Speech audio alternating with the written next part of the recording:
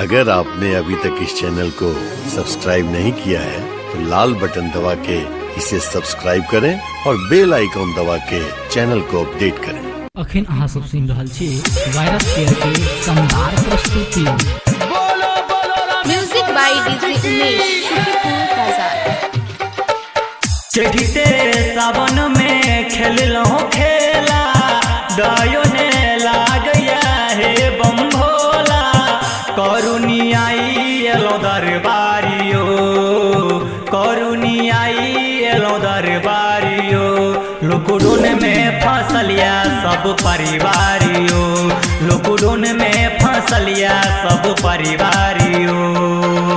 चढ़ते सावन में खेलो खेला दयो ने लागया हे बम भोला, करुणी आई एलो दरबारियो, करुणी आई एलो दरबारियो, लुकुडुन में फसलिया सब परिवारियो, लुकुडुन में फसलिया सब परिवारियो।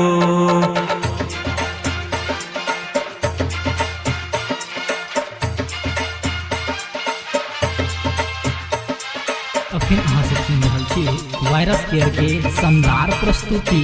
Music by DJ Umesh, Shukripur प्रेम से बोली बाबा महेंद्रनाथ की। फुलक डाली लोके हाली हम भोरे भोरे लायो, फुलक डाली लोके हाली हम भोरे भोरे लायो, कन्हैया लोग पैसलिया सोग केहन कठोर भेलायो,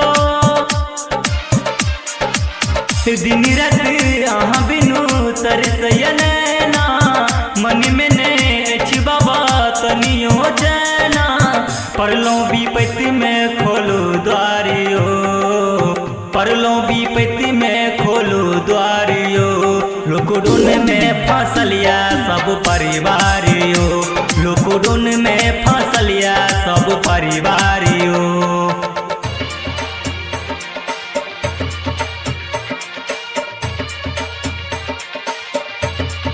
अखन अहाँ सब सुन रहल छी वायरस केयर के शानदार प्रस्तुति। म्यूजिक बाय डीजे उमेश, प्रेम से बोली बाबा महेंद्रनाथ की।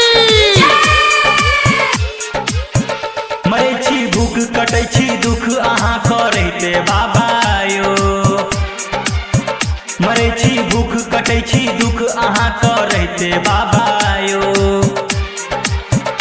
रुने आस अछि विश्वास बहुत भटकै छी बाबा यो,